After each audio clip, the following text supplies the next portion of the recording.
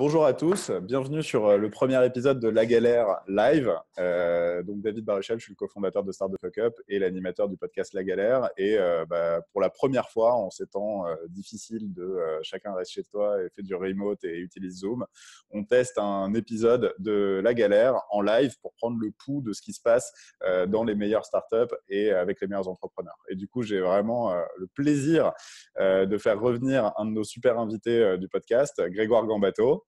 Salut! Qui est Grégoire, qui est le cofondateur de Germinal et que je vais laisser se présenter. Salut Grégoire. Salut! Ouais, c'est un épisode complètement prototypé hein, là qu'on vous a présenté. Hein. Je tiens quand même à préciser que j'ai reçu un texto à 9h15 ce matin. Mec, ça te dit de faire un live à 14h. Et je lui ai dit, allez, c'est parti. Je suis Grégoire, cofondateur de Germinal. Germinal, c'est quoi? On fait des missions commando pour l'acquisition client. On s'est lancé en mars 2018. On est passé de 3 à 30 personnes. Donc là, actuellement, on a les 3 cofondateurs, donc plus 27 salariés. Et du coup, je pense que comme tout le monde, on s'est pris la crise mondiale en pleine tête. On l'avait un petit peu anticipé, mais là, on a perdu quasiment 70% de notre chiffre d'affaires. Voilà, on a mis en place pas mal de choses pour lutter contre ça, d'autant plus qu'on est autofinancé. Donc, on a une trésorerie qui est assez limitée. Du coup, on a des enjeux qui sont, à mon avis, assez intéressants. Ce sera assez cool d'en discuter. Qu'est-ce qu'on a mis en place, etc. Voilà. Génial, merci beaucoup Grégoire. Du coup, on peut rentrer directement dedans, hein. J'ai l'impression, vu vos posts sur LinkedIn, que vous aviez pas mal en effet anticipé ce qui allait arriver. Vous avez été parmi les premiers à faire des posts sur le remote, sur le fait qu'il allait falloir se réadapter. Comment vous avez senti le truc et comment vous avez essayé de préparer la crise, quoi? En fait, assez simplement, nous, on a un salarié, donc ils sont deux, en Corée du Sud. Ce qui fait qu'en gros, quand tout le monde en Europe était en mode on a 3-4 Covid, etc., moi je l'avais au téléphone et il me disait écoute, Grégoire, ici c'est vraiment chaud. Les boîtes sont à l'arrêt, j'ai des cas dans mon immeuble, c'est la psychose et compagnie.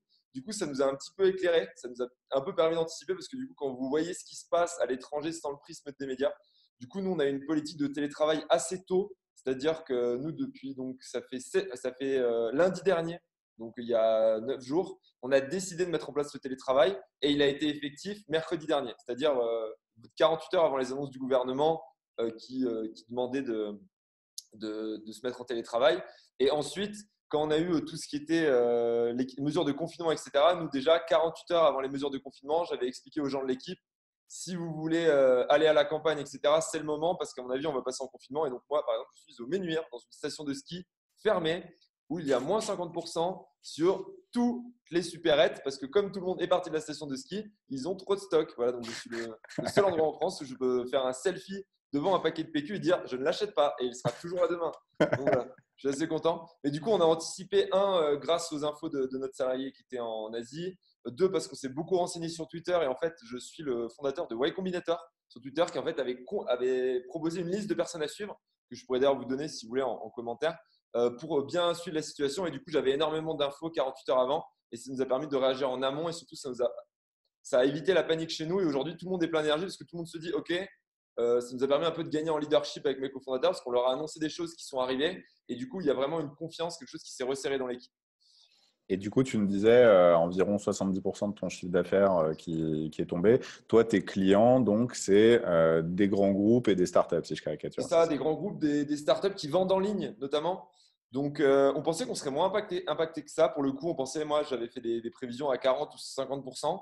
Et en fait, ce qui se passe, c'est qu'on a des clients qui vendent encore en ligne avec des perfs qui sont assez bonnes, mais qui disent on arrête parce qu'on ne sait pas où ça va. Donc, alors, on a des clients pour lesquels on faisait du drive to store, par exemple, une marque très célèbre de chez L'Oréal pour lesquels on faisait du drive to store, donc qui marchait très, très bien en plus. Bon, vous vous rendez compte qu'avec le confinement, les gens ne peuvent plus trop aller se faire, voilà, aller en magasin, tester des produits de beauté, donc on a dû couper. Donc, il y a quelques clients comme ça, c'est à peu près 10-15%, on a dû couper parce qu'il y avait une impossibilité physique. Mais on bosse beaucoup avec des commerces en ligne, en fait, et on a juste vu que les gens, ils paniquent, en fait. C'est-à-dire, il y a vraiment eu cette phase de panique. Et pour moi, après, il y a une phase d'ennui, peut-être qu'on en parlera, et ça ouvre des opportunités. Mais là, tout le monde a dit on coupe. Et voilà, on a perdu. On continue à faire de la prod. Nous, on a une politique avec nos clients qui est on continue à faire de la production et on lancera au retour de la crise. Donc, ça nous permet de faire que là, on a encore de l'activité, mais dans 2 semaines, dans 3 semaines, tout va s'arrêter. On n'a plus de leads entrants. On a quelques leads, mais c'est des gens qui profitent de la crise. Mais en gros, voilà, l'activité est vraiment en baisse, malgré le fait qu'on ait pris des mesures, qu'on ait informé nos clients, qu'on leur explique qu'on pensait qu'il y avait vraiment des opportunités au moment de la reprise, etc. Alors même qu'on a un business qui devrait ne pas être impacté, on est impacté assez lourdement, donc j'ose même pas imaginer les entreprises qui sont encore plus dépendantes des réseaux physiques que nous. Tu veux dire des gens qui font par exemple du conseil et des workshops et qui collent des post-it? Exactement, des workshops par exemple, comme Start the Fuck Up, qui a disparu de tous ces workshops du jour au lendemain quasiment. Mais je pense vraiment mais même nous, on avait beaucoup de formations qui étaient prévues. On a dit aux clients, est-ce que vous voulez la faire en ligne? Par exemple, un exemple, on avait une formation physique qu'on faisait sur 5 jours et on a proposé, est-ce que vous voulez la faire en ligne? Il n'y a que 50% des participants qui ont accepté de la faire en ligne, alors que c'était les mêmes intervenants, qu'ils avaient leur semaine de libre et que rien n'avait changé. Donc pour moi, normalement, on aurait dû avoir 100% des participants qui auraient dû accepter parce qu'ils avaient leur semaine de libre. Et tu analyses ça comment? Par une institut de formation, mais il y a vraiment ce côté panique qui, à mon avis, va bientôt laisser la place à l'ennui. Mais pour l'instant, on est dans la panique et je pense que c'est pour ça que toutes les boîtes prennent très cher aujourd'hui. Alors du coup, justement, quand tu vois un truc comme une crise comme ça arriver, que tu as 30 personnes dans ta boîte et que tu sens que tu vas avoir du mal à faire ton CA, qu'est-ce que tu fais? Bah, franchement, est-ce que, je ne sais pas si y en a d'entre vous, vous pouvez le mettre un petit commentaire, qui ont lu Hard Things de Ben Horowitz, Hard Things About Hard Things, désolé Alors, pour mon anglais. c'est même pas fait exprès, mais genre, il était littéralement derrière moi. Et voilà, c'est le mec qui explique comment il a monté sa boîte, quand il a vu l'Internet, a expliqué au début des années 2000.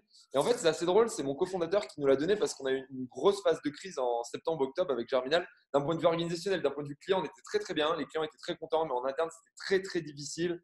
On a passé beaucoup de choses difficiles avec l'équipe là, ces 4-5 derniers mois, même si on a continué. En fait, on est passé de 13 à 30 en 4 mois et demi. On a doublé notre nombre de clients, etc. Donc, on a eu des grosses crises d'orga, etc.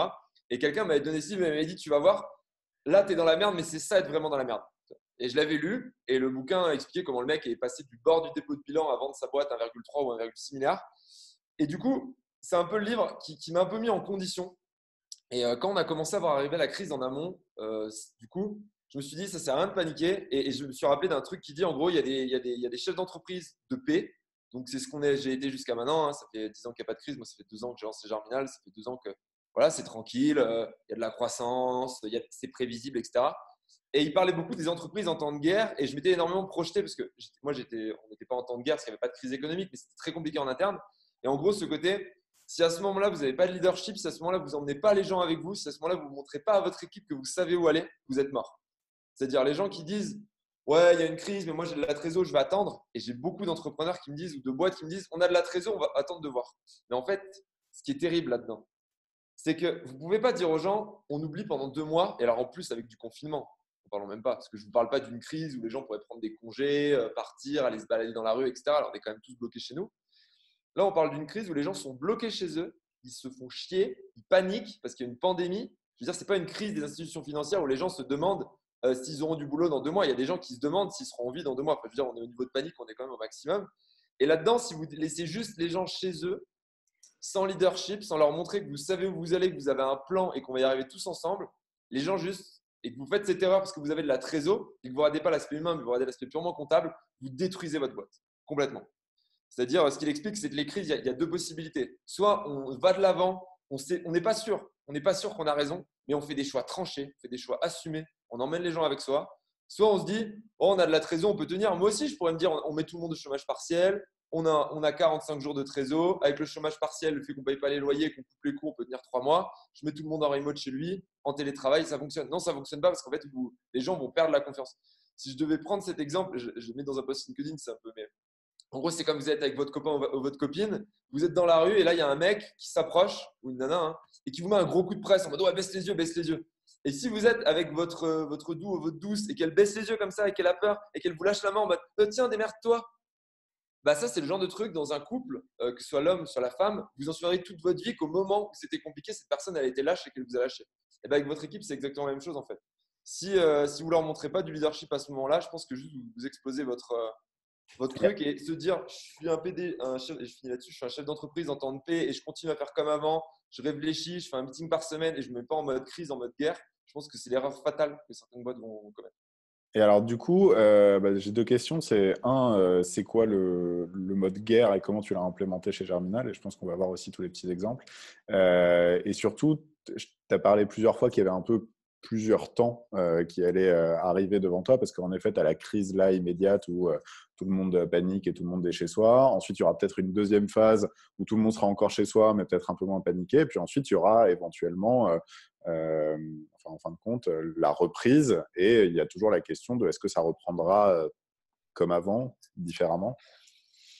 Bah, en fait, alors déjà, le problème, c'est qu'on est en guerre. Et en fait, ce qu'il faut se passer quand on est en guerre, c'est que les gens ils connaissent votre plan et qu'il y ait vraiment une communication de crise, qui est une sorte de corps avec l'équipe. Vous voyez, les gens, ils peuvent plus juste se contenter d'une réunion de 30 minutes par semaine où vous leur expliquez où aller. Donc pour moi, il faut intensifier la communication. Le problème, c'est que là, on ne peut pas intensifier la communication. C'est plus difficile parce qu'on est tous en remote. Du coup, ce qu'on avait, c'est que maintenant, on a un point de midi à midi 30 chaque jour où en gros, on explique où on en est, quels sont les objectifs. Donc ça, c'est la première chose, c'est on intensifie la communication. Deuxième chose, et je pense que c'est important, on dédramatise. C'est-à-dire, on explique que, OK, c'est compliqué, mais pour l'instant, il n'y a personne de nos membres de nos familles qui est malade, etc. Et on fait beaucoup d'humour. On appelait ça les discours à la Manu, hein, les discours entre midi et midi 30. J'ai tendance à reprendre des petites allocations, des petits tics du président de la République. Donc voilà, on essaie aussi de dédramatiser et de se dire, OK, on est en guerre, on raffermit la communication, on a des mesures qui sont fortes, mais on n'est pas juste là à dire ouais, bon, les gars, c'est dur, c'est l'enfer et tout. On essaie aussi, c'est peut-être dans notre culture, d'apporter un certain recul sur la situation. Pour moi, c'est la deuxième chose. Et je pense que c'est important parce qu'on est à la guerre, mais on n'est pas dans une tranchée quand même. C'est-à-dire, on n'est pas en train de risquer notre vie, il faut quand même le rappeler. Je pense que c'est important. Et la troisième chose, c'est qu'on a pris des mesures concrètes, très activables, sur lesquelles on surcommunique en mettant, est-ce que j'ai première chose, on surcommunique, des mots importants. Deuxième chose, on essaie de prendre ça avec du recul. Et troisième chose, c'est des mesures qui sont très importantes. Et nous, ce qu'on avait par exemple, c'est qu'en gros, on a à peu près 50 à 60% de l'équipe qui est toujours sur l'activité traditionnelle. Et on a réorganisé l'équipe avec des deadlines hyper courtes, avec des deadlines à la journée, pour lancer un nouveau programme de formation qu'on va lancer là. Et on va faire ça sans doute avec Start of the Cup et d'autres boîtes, mais on vous en parlera peut-être plus tard.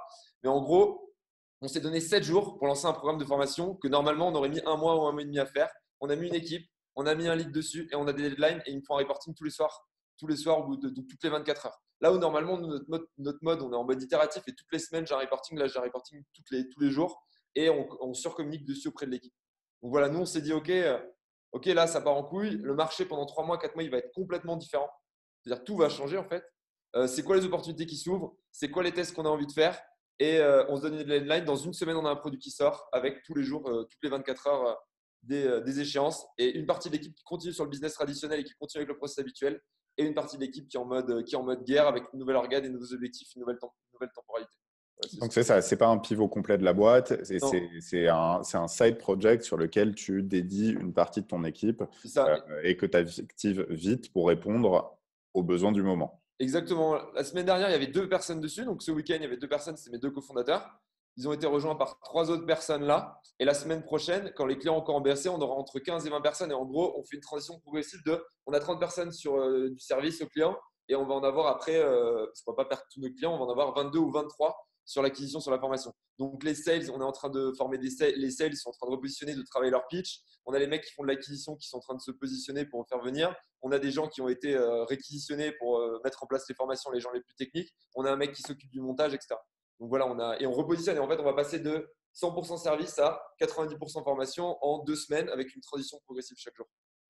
Ok. Et du coup, sur le point de la communication qui s'intensifie, du coup, tu nous as dit là, il y a ton point de midi 30 à 13h, ou de midi à midi 30, De je sais midi à plus. midi 30. Midi à midi 30 tous les jours. Tu as le fait d'avoir des reportings quotidiens. Ouais. Vous avez changé d'autres choses. Déjà, il y a la question dont tout le monde parle. Il y a la fameuse stack remote. Ouais. Alors vous, comment vous avez mis ça en place? Comment vous avez choisi En gros, nous, on était déjà pas mal remote. Donc, nous, en Slack remote, ce qu'on avait, c'est qu'on a. Alors, Zoom est pas mal, je me rends compte, mais on a Slack, on est déjà très organisé par channel et par team. Donc, du coup, on a une communication sur Slack qui est hyper fluide. On a l'habitude d'avoir des gens qui sont assez loin. Hmm. On a, comme tout le monde, on a G Suite, on a la suite G Suite, donc Google pour la visio et ça marche plutôt pas mal. On utilise bien Calendar. Et en gros, tous les matins, on a rajouté un point par team, chaque team. Donc, on a la team revenu, la team opération, la team sales, etc. Qui ont chacun, enfin, team sales et dans la team revenu, pardon. Et tous les matins, ils ont un point de 30 minutes où ils discutent ensemble. Et on a aussi ce point de midi qu'on a rajouté. Et nous, en fait, on travaille déjà sur Asana, qui est un logiciel de gestion de tâches où tout le monde traque son temps. Donc, en fait, on a déjà une logique très standard de qui fait quoi à quel moment, avec énormément de docs en ligne, etc. Donc, on a Notion pour la doc en ligne, on a Asana pour la gestion de projet couplé avec Everhour où chaque personne fait une tâche. Donc, moi, avant déjà, quand tout le monde était dans le bureau, je pouvais savoir qui travaillait sur quoi en temps réel et avec quelle efficacité et avec quel temps ils mettaient par type d'expérimentation, etc., qu'on fait pour les clients. Donc nous, ça n'a pas changé grand-chose. Nous, ce qu'on a rajouté par contre, c'est qu'on a pris un logiciel de jeu et qu'en gros, on se fait des petits, comme les gens se font chier chez eux, on se fait des petits challenges qu'on appelle les Germinal Games entre nous avec des dashboards et compagnie. Et en gros, on essaie de battre les autres. Et c'est vraiment le truc qu'on a rajouté dans notre stack du remote par rapport à d'habitude. On a une conversation Facebook qui s'appelle Germinable où on doit dire que des trucs par an. Donc, on ne parle pas du tout de taf. D'habitude, il y a 50 messages par semaine. Là, il doit y en avoir plutôt 500 ou 1000. Et on a cette stack de jeu pour se lancer des défis. Donc, ça, c'est ce qu'on a gardé pour retrouver cette cohésion qu'on avait au bureau. On faisait vachement de choses ensemble. Comment est-ce qu'on transmet ça dans le monde physique? Par une conversation Facebook Messenger dans laquelle on peut répondre à minuit sans se reconnecter à ce truc de taf. Donc, c'est important d'avoir un… Parce que si vous êtes sur Slack et que vous voyez les trucs du taf à côté, c'est moins marrant quand même que par email. Donc, on a vraiment pris Facebook Messenger où personne, on ne parle jamais de taf dessus. Et ce truc de jeu. Donc, Germinable, il est sur Messenger. Messenger. Ah, ok, c'est ça. Et on a Discord pour le jeu. Et du coup, on a pris 2 messageries différentes pour le jeu d'un côté et la partie un peu fun de l'autre, qui sont complètement décorrélées du taf. Et comme ça, quand vous y êtes dessus à 20h, vous ne vous retrouvez pas avec un email d'un client ou un truc à regarder. Voilà, pour vraiment garder cette ambiance. Et vas-y, alors raconte-nous un peu les Germinal Games sur Discord. Comment ça marche? Les Germinal Games, en gros, là, c'est mis en place. En gros, chacun choisit un peu ses jeux. Les gens proposent des jeux. Donc, ça va s'améliorer. Hein. Ça s'est lancé ce soir à 19h30. Je ne veux pas trop préciser. Et en gros, tout le monde propose des jeux. Donc, tout le monde nous a proposé des jeux. Et après, on fait des classements. Et après, on fait un classement général. L'objectif, c'est d'être meilleur que les autres. Et en fait, on joue. Et en même temps, on est en visio. Et du coup, c'est pareil. On a combiné ça avec la Germimousse. Du coup, si les gens veulent boire de l'alcool ou pas, en jouant en jeu et en se challengeant.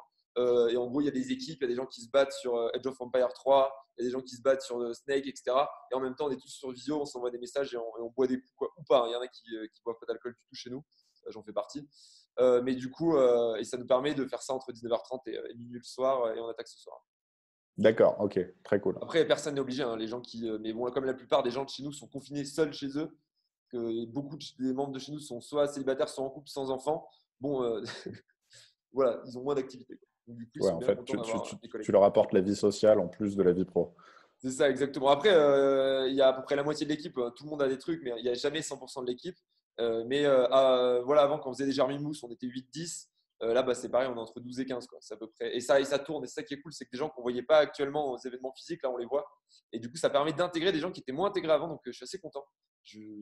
Peut-être que je suis le seul à être content de ça. Ok, merci. Bon, on suivra les évolutions des Germi Games. Et du coup, est-ce que tu peux revenir un peu sur voilà, les différents temps que tu anticipes pour la boîte et surtout, au-delà de déjà la nouvelle offre que vous faites là, est-ce qu'elle est juste pour le mois, les 2 mois, enfin la période de confinement, ou est-ce que c'est un truc que vous voulez construire pour le plus tard et qui sera une partie intégrante de l'offre Germinal à long terme? Et surtout, c'est quoi les différents timings que toi tu vois? Bon, en fait, pour moi, en termes de timing, si je devais dire, la semaine dernière, c'était la semaine du déni. On va être clair. Moi, je me suis pris la tête avec ma belle-sœur parce qu'elle voulait voir mes beaux-parents parce qu'elle disait samedi soir, parce qu'elle disait non, mais ça craint rien, c'est juste une grippe. Je pense qu'on s'est tous rendu compte que c'était pas juste une grippe. En tout cas, en Italie, avec 4 à 500 morts par jour, ils se rendent compte que c'est pas juste une grippe.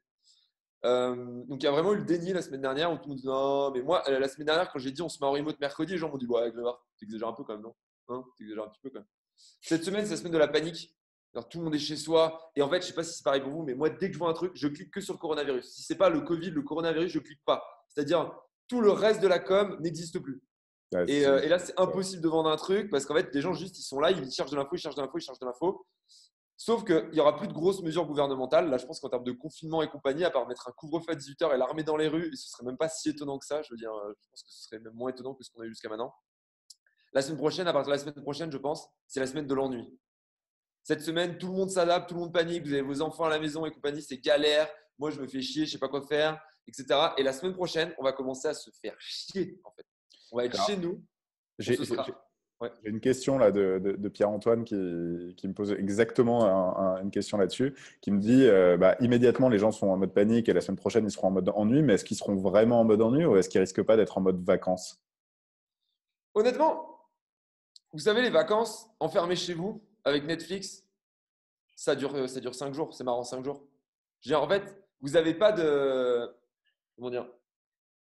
Vous n'avez pas de stimulation intellectuelle. Et en fait, je ne sais pas si vous avez déjà essayé de vous enfermer sans rien faire à regarder une série. Les 3 premiers jours ou le premier jour ou les 5 premiers jours, ça dépend de votre tempérament, vous kiffez. Mais après, vous n'en pouvez plus.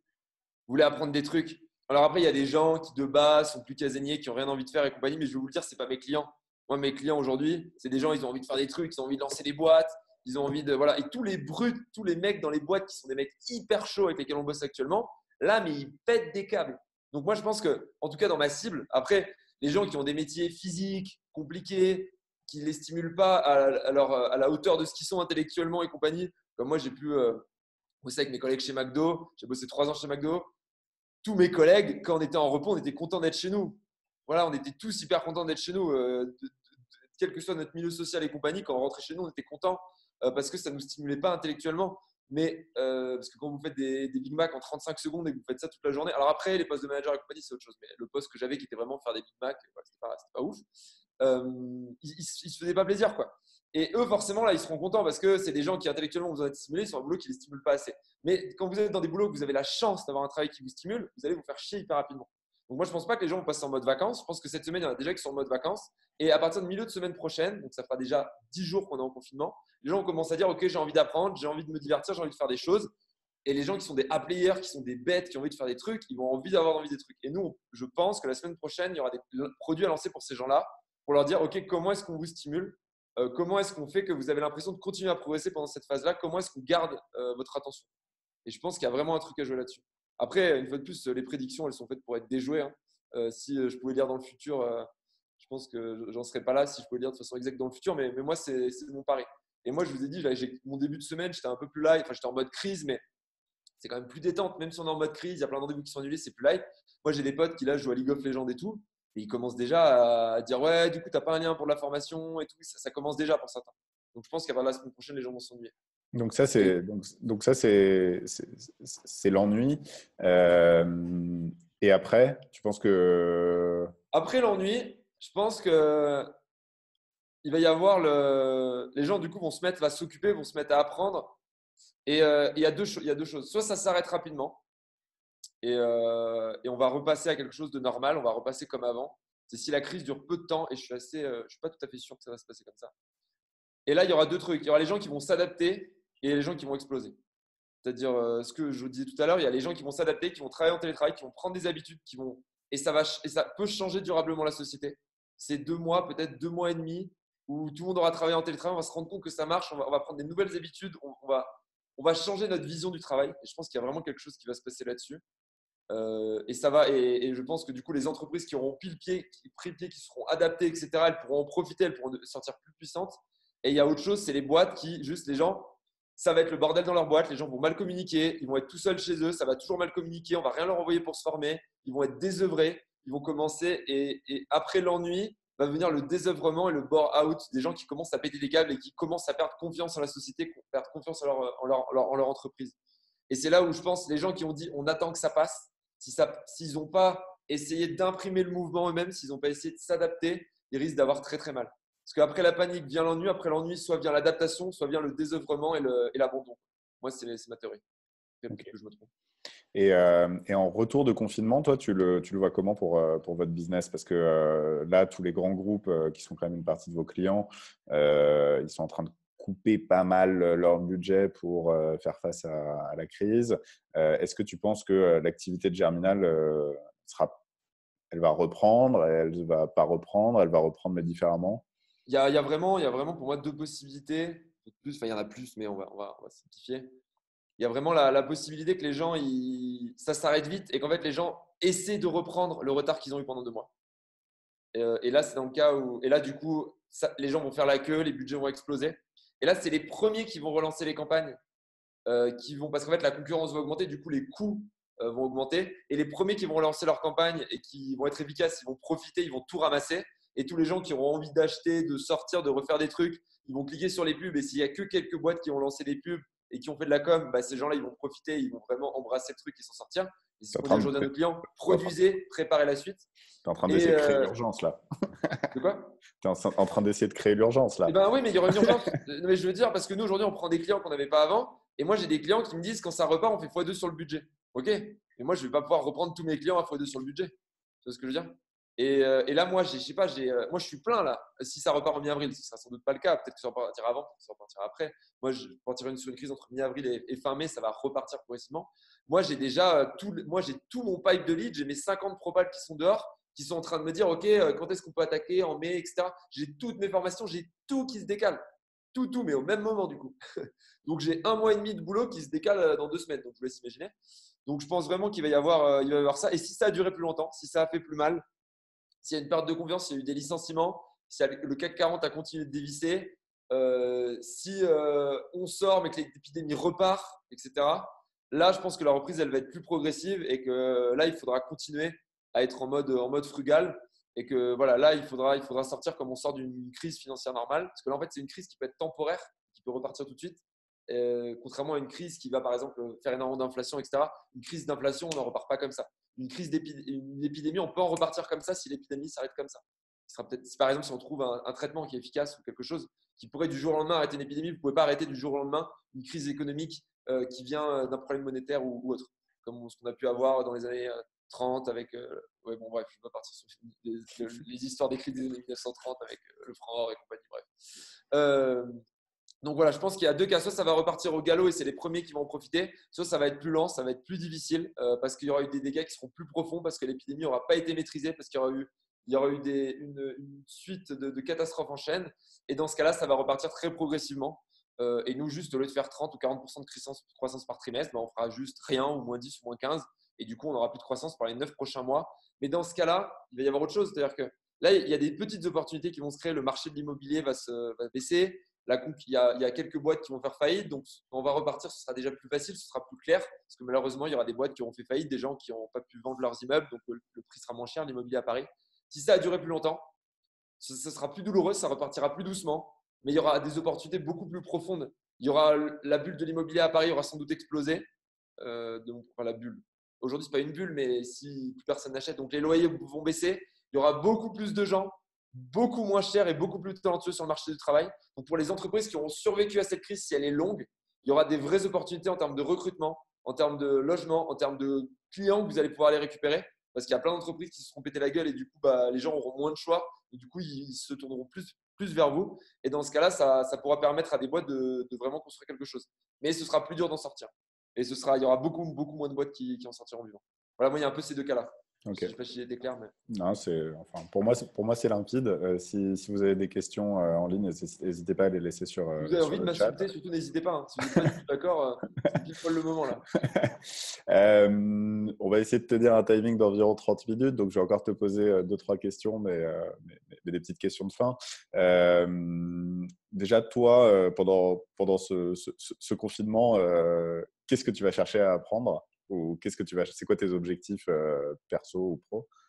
Moi, mon vrai objectif, c'est d'arriver à déléguer.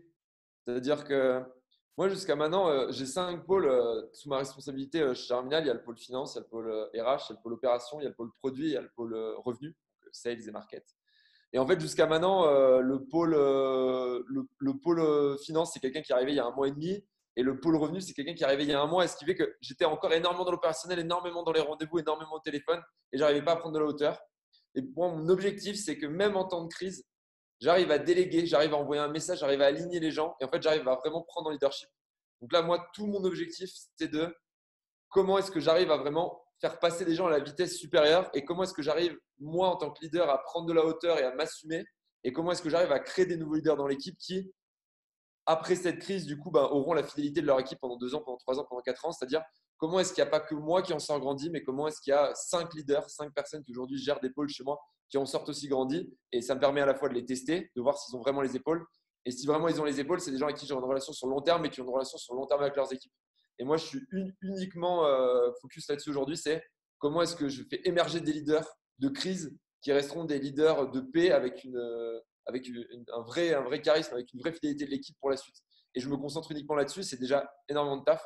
Et voilà, je travaille beaucoup là-dessus en ce moment. C'est vraiment mon enjeu, moi, du moment.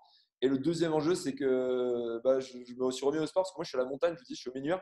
Donc tous les jours, je me fais 2 heures de marche. dans la montagne. Et du coup, Tu fais ta petite attestation quand même pour alors, vous sortir savez du qu'il y a les trail? contrôles de police et tout. Donc, du coup, ce que je fais, c'est que moi, j'ai toujours un contrat de travail de quelqu'un de l'équipe et je donne, je dis c'est moi, c'est cette personne et avec son adresse. Et comme ça, c'est lui qui a l'amende. Et voilà, c'est une blague que je fais aux membres de l'équipe depuis hier et c'est absolument pas drôle et ça m'a un énorme malaise. Mais du coup, non, oui, j'ai mon petite attestation et je sors et je vais faire 2 heures de marche tous les jours. Et c'est l'occasion de perdre les 3-4 kilos. En fait, c'est pareil. En tant qu'entrepreneur, j'avais une mauvaise hygiène, c'est-à-dire je mangeais un peu n'importe quoi tout le temps au resto. J'avais arrêté de faire du sport. Là, je me remets à manger bien, je me remets à faire du sport, je me remets à prendre de la hauteur. Et là, voilà, tant d'un point de vue perso que pro, mon objectif, c'est vraiment de reprendre des vraies bonnes habitudes pendant 1 mois, 2 mois, 3 mois, parce que je suis obligé, parce que j'ai rien d'autre, je suis obligé de faire comme ça, sinon je vais perdre le contrôle, et de le garder après, quoi. Donc, j'essaie vraiment de voir cette crise comme une opportunité aussi perso, d'en sortir renforcé. Et peut-être juste que dans 2 mois, j'aurais pris 4 kilos, j'aurais mangé des tartiflettes et j'aurais détruit. Mais en tout cas, j'espère arriver à saisir cette crise pour créer quelque chose. Ok. Et est-ce que tu as un dernier conseil peut-être pour les entrepreneurs qui nous écoutent, ou pour tout le monde d'ailleurs, sur comment gérer ça? Moi, si je devais donner juste un conseil, c'est si vous êtes des entrepreneurs, prenez du recul. Dites-vous qu'en fait, c'est pas si grave. Moi, ma copine, elle est médecin. Je vous disais, je sais pas si je vous l'ai dit tout à l'heure, mais elle s'est portée volontaire pour être à l'hôpital d'Annecy et toute la journée, elle voit des gens qu'on pourra peut-être pas sauver, qui vont mourir parce qu'on n'aura pas assez de respirateurs. Et du coup, tous les jours, je me rappelle que ce qu'on fait, c'est dur. Mais en fait, c'est pas si dur que ça. Et qu'il faut, même dans ces moments difficiles, il faut aussi kiffer. Il faut aussi se dire, c'est pas si grave, notre vie, elle n'est pas en jeu. Notre vie, là, en tant qu'entrepreneur, je ne parle pas à côté, vous avez peut-être des proches qui sont malades, etc. Et là, c'est différent. Mais pour citer mon père qui me disait ça depuis 20 ans, et je me foutais de sa gueule, qui me disait quand la santé va, tout va. Et voilà, si vous êtes en santé, si vos salariés sont en santé, si vos proches sont en santé, juste dites-vous que c'est une crise, on va s'en sortir. Prenez du recul et ça vous aidera à pas paniquer, ça vous aidera à prendre les bonnes décisions et c'est comme ça que vous allez vous en sortir. Et même si vous n'en sortez pas, si vous avez tout fait, ce qui était en votre pouvoir pour essayer, ayez pas de regrets, ça sert à rien et dites-vous bah voilà, vous avez la santé, tant mieux. Et pour ceux d'entre vous qui sont malades ou qui ont des proches qui sont malades, bah, bon courage et je suis avec vous dans cette épreuve. Voilà, c'est tout ce que j'ai à Bah, dire. Merci beaucoup Grégoire, merci beaucoup pour ton temps et pour tes mots d'encouragement. Je laisse le Zoom ouvert encore 5 minutes s'il y a des questions qui se posent. Mais sinon, on va arrêter là. Merci à tous ceux qui nous ont suivis. On va reposter la vidéo évidemment pour que tout le monde puisse en profiter. Et Pierre-Antoine qui te remercie du coup pour ce regard. Merci Pierre-Antoine. Celui qui… Ouais, je te laisse finir. Ouais, non, mais vas-y, je pense que tu allais parler du lien. Il y a quelqu'un qui était Ouais, preneur la de liste la des liste. people à follow selon Y Combinator. En fait, vous suivez. Est-ce que je ne me suis pas trompé? Attends, c'est Paul Graham. Excusez, Y Combinator, est-ce que j'ai dit de la merde? Non. Paul, je crois pas. Paul Graham, donc Graham, Graham sur Twitter. Twitter est vraiment un bon endroit pour les échanges. Et en gros, vous regardez tous les gens qui retweetent. Et tous les gens qui retweetent, vous allez sur leur compte et vous les suivez. Et vraiment, c'est vraiment le mec qui, 1 mois avant, a annoncé tous les problèmes. C'est lui qui avait mis une liste. J'arrive pas à la retrouver parce qu'elle est très très loin. Mais en gros, ces tweets sont de très bonne qualité et suivez les gens qui retweetent. Regardez les débats qu'il y a sous ces tweets et c'est vraiment hyper hyper intéressant. Donc voilà, Paul Graham. Moi, c'est vraiment une de mes sources principales et c'est de lui que tout est venu. Et voilà, c'est assez ouf. Donc voilà, je donne ça notamment pour Alexandre. Et merci à tous pour vos échanges. Et si jamais après vous avez des questions, vous voulez m'envoyer un email à grégoire@germinal.io si vous avez des questions sur ce qu'on fait ou si vous voulez que je vous fasse des intros ou vous voulez que je vous envoie des tweets, des machins, n'hésitez pas. Et c'est pareil, si vous voulez parler à David. Eh ben, ce sera david@stfu.pro. Donc, Voilà, on est à votre dispo si vous avez des questions. grégoire@germinal.io ou david@stfu.pro. On est à votre dispo et on vous reparlera très bientôt de notre offre spéciale formation qu'on est en train de développer en mode commando. Suspense insoutenable.